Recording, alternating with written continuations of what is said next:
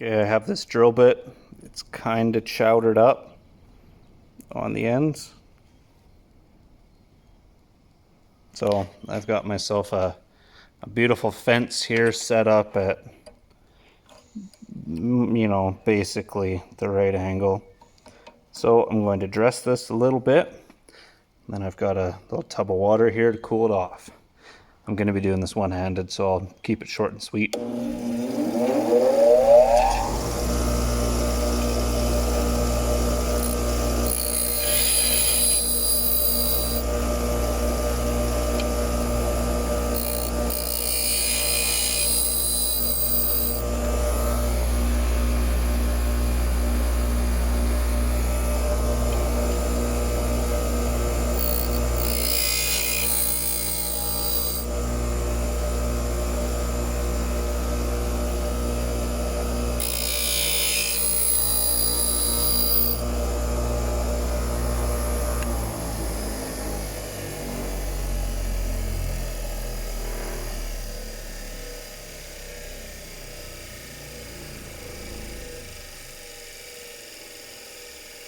So, as you can see, it's definitely better.